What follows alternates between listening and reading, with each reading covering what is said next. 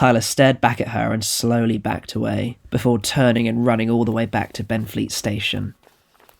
As Tyler arrived, a train stopped at Platform 1 and the first sets of passengers exited, allowing Tyler to charge right through the disabled barrier, barge past a few tired and angry passengers, jump onto the train, and actively press the close button after boarding. He threw himself onto the nearest available seat and finally began to catch his breath, panting and wheezing like a dog forced to endure the hottest desert for thousands of miles. As the train slowly began to move, Tyler finally relaxed and rubbed his face, stopping and slowly taking his hands away as he realised he was covering his face in blood. He desperately rubbed his hands against the chair next to him in an effort to wipe off as much blood as possible. Tyler felt an unbearable chill crawl up his back that physically forced him onto his feet. As soon as the doors began to beep, Tyler ran to the doors on the other side of the train closer to the tracks and looked out the window. He saw the paralysingly haunting sight of Fabienne staring at him from the other platform. Tyler turned and threw himself at the platform door, although he was too late to open it, slamming the button aimlessly multiple times before giving up and aggressively kicking the door. He threw himself back into his chair and sighed, resting his head against the window and watching as the woman disappeared up the steps towards the station. Once he arrived back at his flat, Tyler ripped his jacket off and threw it aside. He immediately entered the shower room connected to his bedroom to wash his hands clean of Ronnie's skin and blood. He muttered to himself, hearing strange hisses and whispering voices in his head like he was having a schizophrenic episode. The only thing to interrupt Tyler was a sudden knock at the door which snapped him out of his state. Looking around in a confused, breathless panic, he realised he had fallen asleep after throwing himself onto the bed and that it was now morning. The tap was still running and Tyler was partly blinded by the sudden onslaught of brightness. The continued knocking further irritated him, so he quickly got up and ran to the front door. He opened it and prepared to yell at whoever was on the other side. Instead, he found himself freezing at the sight of Fabienne standing in his doorway. She was staring at him with a blank face and a hint of sadness in her eyes. "You," Tyler whispered in shock. "You," said the woman. "Tyler Jones, isn't it? Disgraced journalist turned into a Tutri Island documenter of all the local buggers. May I come in?" Without saying anything, Tyler stood aside and waited for the woman to walk into the flat. After she did, he slammed the door shut. She didn't even flinch. "Your tap is running," she said. "So it is," said Tyler. There was an awkward silence. "Shouldn't you go and turn it off then?" Tyler started to move. He stopped and continued to stare at the woman. He then continued into his shower room and turned the tap off before hurriedly returning to the sitting room. The woman was already sitting at the table drinking a can of pre-mixed pink gin and tonic Tyler had left open. "I like this one," she said. "Of course I'd never drink it behind the wheel.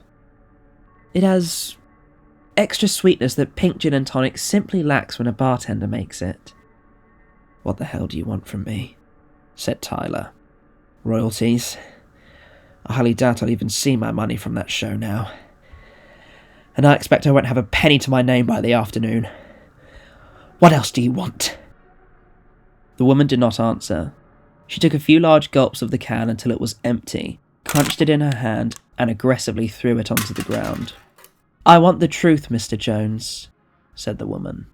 She stood up and walked over to the balcony doors to take a look at where the car was, watching as a group of council workers began to lift it up onto the back of a truck to be taken to the scrapyard. She didn't say anything about it and began to walk around the room. "What truth?" asked Tyler. "Who are you?" "Aveline. Aveline Arthurs," said the woman.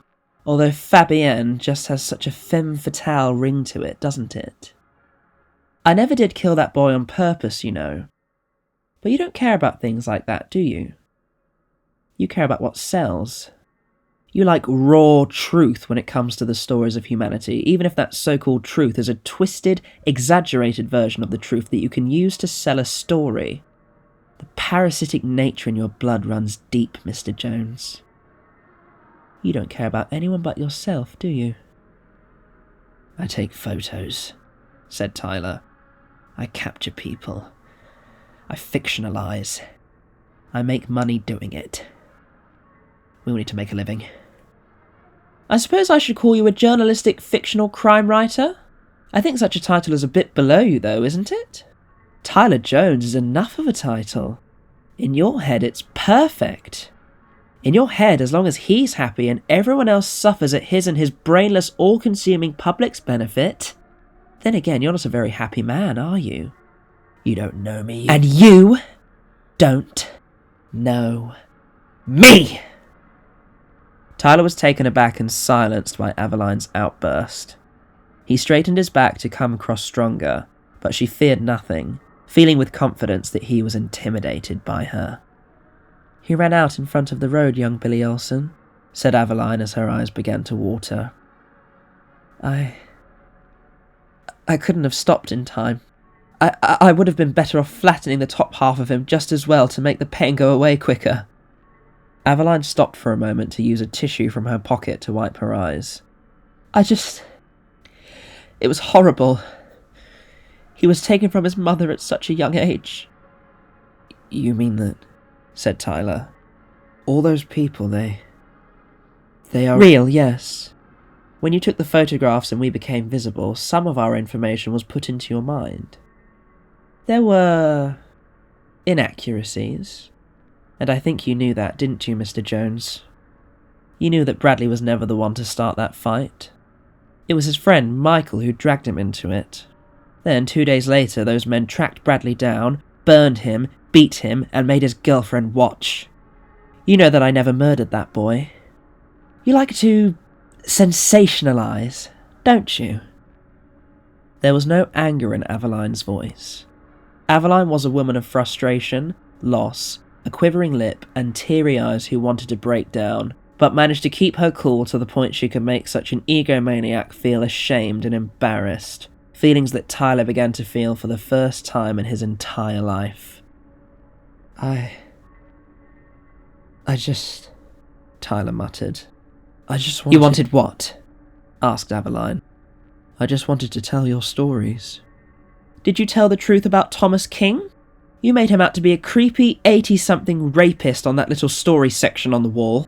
No, his wife of 60 years didn't divorce him and intentionally leave him without his pills to have a heart attack in the car. I'll give you Joseph Watts, the homeless parasite. His story was true. Shock and blood loss from the face and neck after stealing and crashing the car. That is true.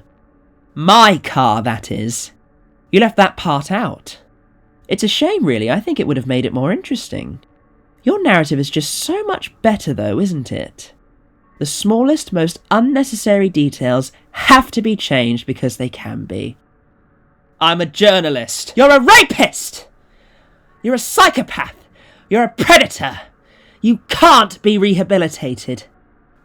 You're so delusional that you still think of yourself as some kind of professional, as if you ever were. You're the toxic poison that sucks all the pure, clean, happy blood out of society just to make a quick pound or two. You make me sick. Tyler had nothing to say in response. Aveline turned away from him. As I said, at least you got some details right, she said as she removed her scarf. But again, you still left some things out. Aveline turned to face Tyler. He pulled a face of horror and shock.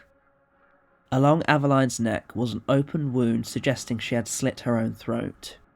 The inside of her throat was a deep red with no signs of blood spewing anywhere. She then removed her stilettos and slid her stockings off, revealing that she had 2 deep cuts on the backs of her ankles. Tyler physically cringed and stepped backwards, hitting his lower back against the dining table. I cut the backs of my ankles before I slit my throat, said Aveline. I wanted to feel the same pain that Billy felt, so I cut them. It's the worst one I could think of. She began to dig her fingers into her throat. Then I cut into my throat as deep as I could. I only look so clear in the photographs because I'm the most recent one. The man who owned the car when it burst into flames escaped unharmed. He died of a heart attack last night, but that's not interesting enough. You'd probably say that he... went mad after he lost his favourite car to flames and hung himself after slaughtering his family. Wouldn't you? She began to step closer. "Now you can join us. You can join us because I know you don't want to see it go." "What?" asked a confused and frightened Tyler. "They're taking it away!" Tyler managed to gain some confidence as Aveline got too close for comfort and shoved her aside onto the ground. He ran over to the balcony door and looked down at the seafront. The car had finished being loaded up and taken away by the council. "You can go with or let them take you away, Mr. Jones," yelled Aveline, her voice now gargled and raspy. "It's up to you." Tyler turned to face Aveline. He was disgusted by the sight of her head near decapitation as her hand was shoved further into the wound, tearing away at what remained of her neck. The scarred cuts on the back of her feet had slit open, making it difficult for her to walk as she reached her other arm out and got closer to Tyler. She began to laugh through her gargled voice as blood began to violently gush from her almost completely open neck hole. Tyler managed to maneuver around the walking corpse and ran towards the front door. He sprinted down the stairs to the bottom of the building. Aveline continued to laugh maniacally and, with what strength she had left, ripped her head off entirely and threw it at the balcony door window, smashing it into a million pieces. Tyler tripped on the bottom step at the last second and landed flat on his chest. He quickly recovered and made his way outside. He chased the truck on foot as it delivered the burned-out car to the scrapyard, sprinting whenever it went fast and stealthily crouching whenever it went slow. When the car finally arrived at its final destination, Tyler slipped onto the property unnoticed and closely stalked it as it went through the process of being delivered to its fate. Back at Tyler's building, several police officers arrived with intent to question and arrest him regarding Ronnie's murder, as well as to investigate the complaints of his violent behaviour towards the local children. When they saw the wide-open door to the communal area, however, they slowed down and approached much more cautiously than they already were, with their hands on their pepper spray holsters. Once they got close enough, they could smell burning coming from the top floor, so they sped up and charged into Tyler's flat. It was beginning to slowly fill up with smoke originating from the darkroom. As a parting gift, Aveline's ghost had set a light to the room, with the fire burning all the negatives and prints he had made of his work. "Get a fire engine up here immediately!" yelled one of the officers. Back at the scrapyard, the car was finally taken to a spot where it was grabbed by a large claw, lifted up, and thrown into a large car-crushing machine. Tyler entered a state of outrage and mania, dashing towards the machine and climbing up. As the man in the control booth autonomously did his job and turned the machine on, Tyler reached the top and attempted to yell up to him with waving arms. It was hopeless as the loud sound of the machine and surrounding ambience of the scrapyard deafened the worker. As Tyler continued to plead and beg for his prized photography possession not to be destroyed, he lost balance and fell headfirst directly through the car's rear window frame, breaking his neck on the charred seat. Paralysed, Tyler was squashed into bloody pulp as the car was crushed like a can.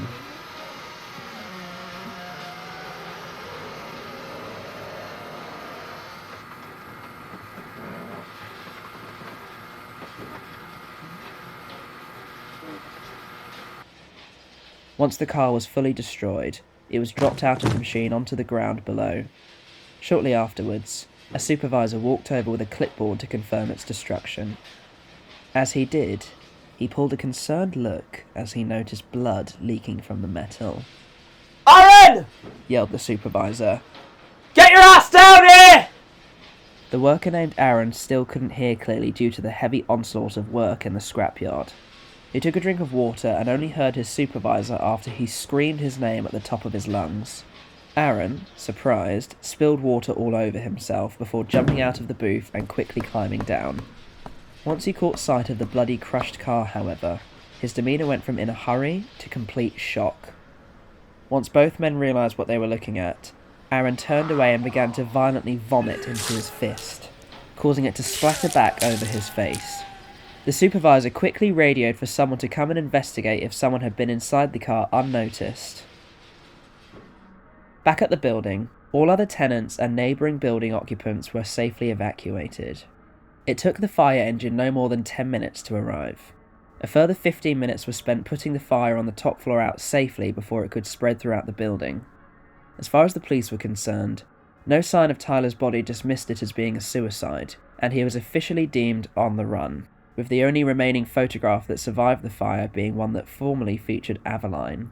Only now it was just of the car. As far as the men at the scrapyard were concerned, after speaking to investigators, no identity could be discovered from the remains, and no official criminal investigation into foul play was started. As far as anyone was concerned, the tragic death of Ronnie Kurtzman and the subsequent suicide of his grandmother Erica was a tragedy where the man responsible became a ghost to the world.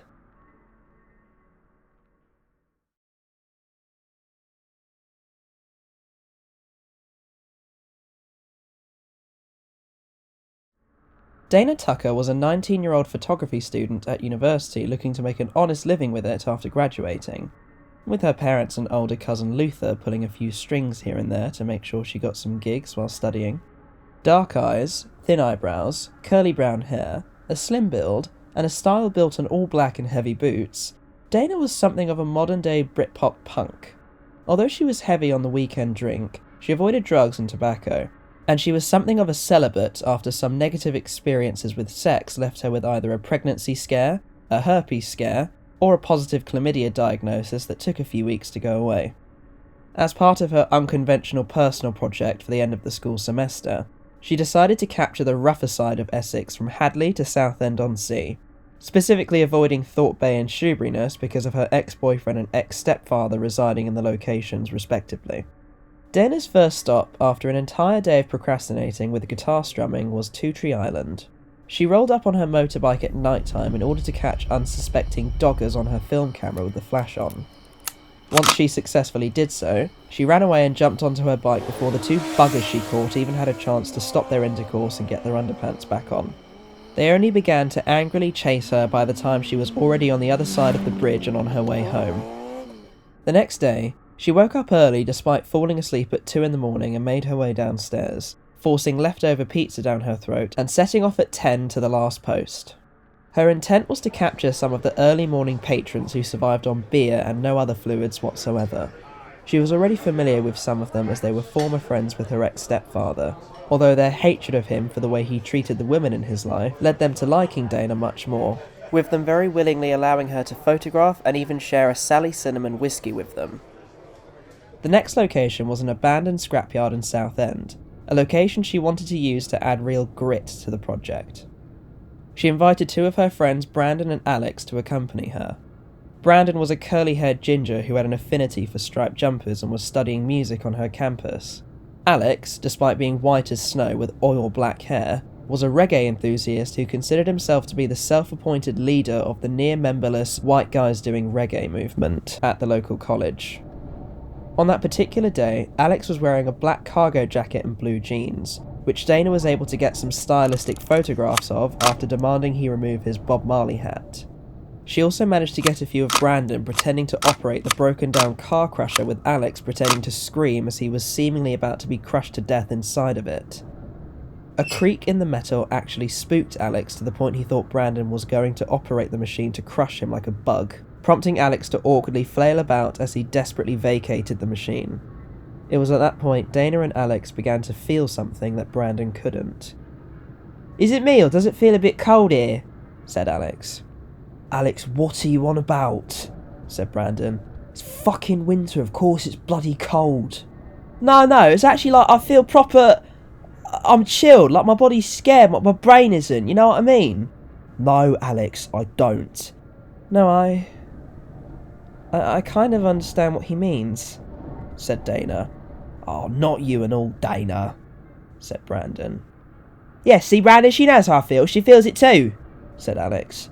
You know what I mean, Dana, don't you? Dana, what is he on about? Because I can't understand him, said Brandon. A chill, he means. It's like a chill, said Dana. Like when you get goosebumps. Yeah, that's it. It's like goosebumps, said Alex. It's got the hairs on the back of my neck raising and that.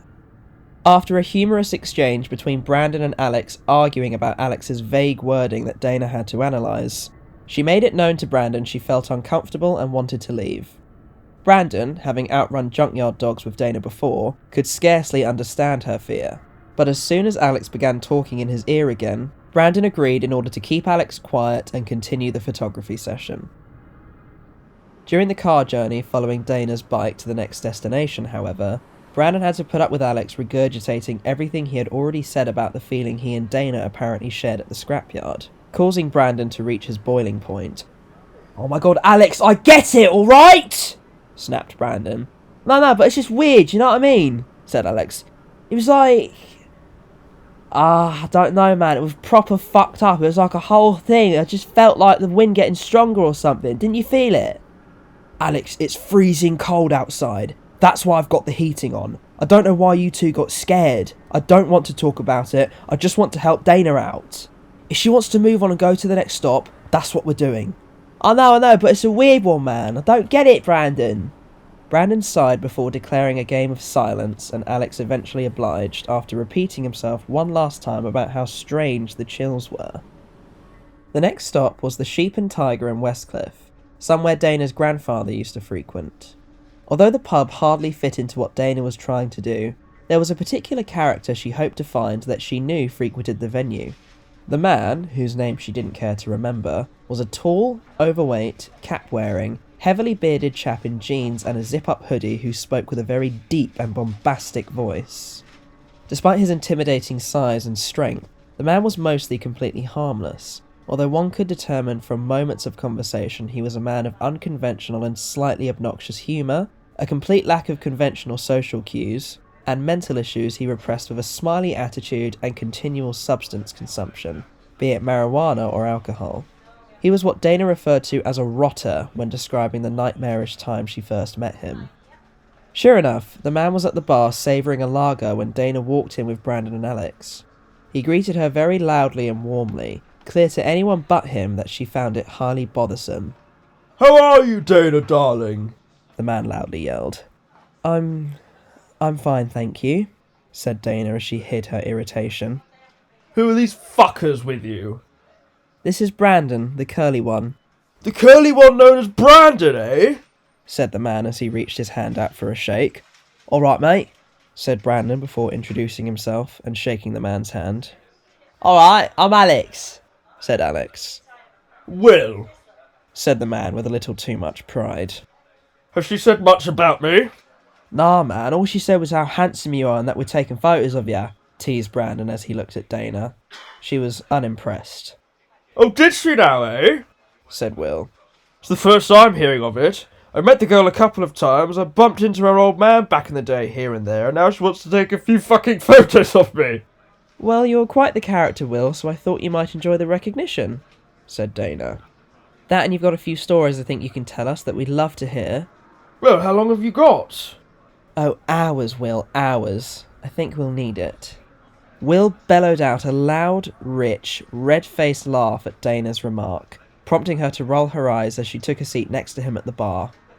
What went on for the next 45 minutes was Brandon and Alex distracting themselves with a game of pool with some of the sarcastic, football-loving locals, who were more than happy to be given a day off of Will's deep voice being directed at them, with Dana absorbing a lot of information from him as she zoned out and took candid photographs of him and the others in the pub. Specific things she could remember from Will included a slightly scary remark about how he used to be a violent, people-pushing bouncer who broke a man's back and shattered another's eye while on the Brighton scene, deciding to relax and be less physically aggressive while admitting he still had some deep-seated anger issues. He also spoke about how he narrowly avoided perhaps being murdered by declining a job at a gallery, how his affluent parents exposed him to the finer, more snobby aspects of wine and brandy tasting from a young age, his troubled relationship with his dear mother that led to a single tear leaking from his eye and a moment's silence in the pub, and how he had ambitious plans to transform a disused building opposite Westcliff Station into a wine bar as a money magnet when it came to tourists. Once she had what she needed in the form of some actual poses from Will on film, Dana very quickly said her goodbyes and ordered her two friends to leave with her, with Will giving them all a smile and wave as they left. "He seemed alright," said Brandon. "Yeah, you try have him walk into your job with the smugness and drunkenness of a sailor," said Dana. "And then have him walk out with your keys by accident, track him down the next day and go to his creepy flat to get them back. Wait, was that him?" "I knew you wouldn't have agreed to do this if I told you it was." Brandon remembered the story Dana told him when Will walked into the bar she worked in at the time with his 2 aging dogs, got obscenely drunk, stole her keys by accident, and she had to go out and find him at a local pub the next day, luckily remembering the name of it after he mentioned how much he enjoyed frequenting it. The trio then left to go and enjoy a fresh pint of lager each at one of the pubs on Hamlet Court Road to celebrate their productive session. Later that night, Dana stayed up in her mother's darkroom processing the photographs she took. After she was done washing a print of Alex in the broken down car crusher, she noticed something unusual and pulled a face. She took a closer look at what appeared to be a smudge brought on by damage to the negative. The smudge resembled a ghostly figure with sunken eyes, a mop haircut, and dark hands. Although she was initially intrigued, Dana found it creepy and unable to be used in her project. She promptly tore it up and disposed of it. For the next few days, Dana felt the same unusual coldness that she and Alex felt at the scrapyard. She could feel it crawling up her spine in the form of a sinister chill whenever she became too focused on her assignment, almost as if something was calling out to her in her workspace, desperate to be involved in her assignment. She continually ignored it and continued to form her assignment as she originally envisioned it, with no alterations to the core idea. When bin day came and it was her turn to take them out, Dana stuck her hand into the darkroom bin and discovered something horrific and nauseating. The bin was covered in blood as if an animal carcass had been thrown into it and shaken around. As soon as she realised her hand was covered in blood, Dana gagged and immediately ran over to the sink. She put on a pair of rubber gloves and reached into the bin to find the source of the blood. She hoped that it was some kind of sick joke that her mother was pulling, despite knowing how unrealistic that was. All she found was some paper, chemical bottles for the stop bath, and the photograph she tore up. The photograph appeared to be bleeding from the rips, leaving a puzzled Dana to only now wonder why she had even felt such a compulsion to throw the print away. Without telling her mother or speaking of it ever again, Dana simply added the bleeding photograph to the main bin and left it outside to be taken away. Just like another piece of garbage, the photograph was quickly forgotten about and destroyed with the rest of the neighbourhood trash.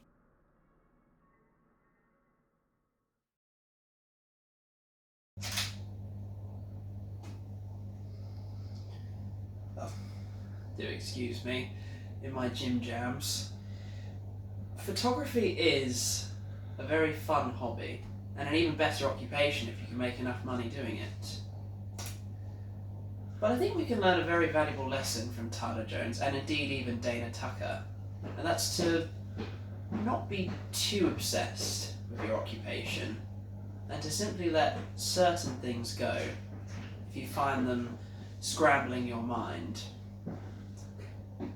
For those of you that were maybe a touch distressed by some of the violent and sexual imagery in the last few weeks' episodes, I do apologise, but if you think about it, it's quite a reflection of the kind of world we live in today. The news we read and watch on television, the stories we hear from strangers and friends in the pub, the things we see online, it all really happens in this world. Some of my fictional recounts might be exaggerated, but these are things that I've experienced, or at least seen others experience. I think for next week's story, we'll tone it down a little bit and make it a bit more personal, and a closer examination into the mind of a man on his own deathbed. I'm of course talking about Michael and his journey in a story known as Visitations, every Wednesday at, let's call it 8:45 for you early birds. I shall see you then.